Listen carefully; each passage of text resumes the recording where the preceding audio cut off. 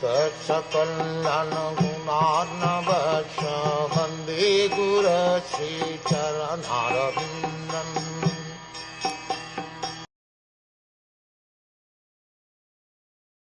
In obedience to the command of his friend, Lord Sri Krishna entered the arena of the battlefield of Kurukshetra between the soldiers of Arjun and Duryodhan, and while there, he shortened the lifespans of the opposite party by his merciful glance. This was done simply by his looking at the enemy. Let my mind be fixed upon that Krishna. In the Bhagavad Gita, Arjun ordered the infallible Lord Sri Krishna to place his chariot between the phalanxes of the soldiers. He asked him to stay there until he had finished observing the enemies he had to face in the battle.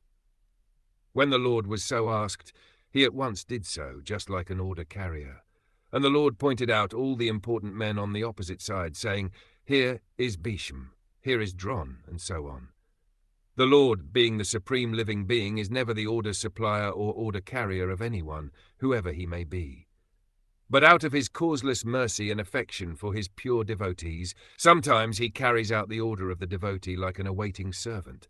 By executing the order of a devotee, the Lord becomes pleased, as a father is pleased to carry out the order of his small child.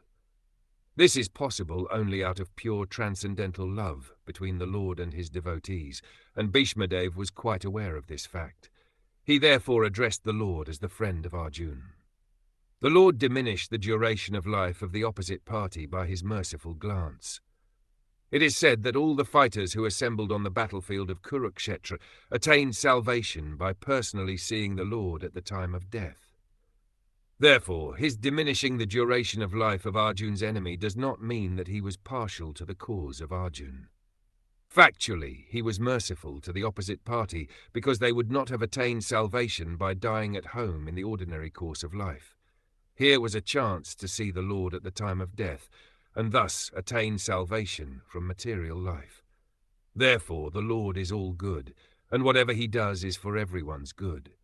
Apparently, it was for the victory of Arjun, his intimate friend, but factually it was for the good of Arjun's enemies. Such are the transcendental activities of the Lord, and whoever understands this also gets salvation after quitting this material body. The Lord does no wrong in any circumstance because he is absolute, all good at all times.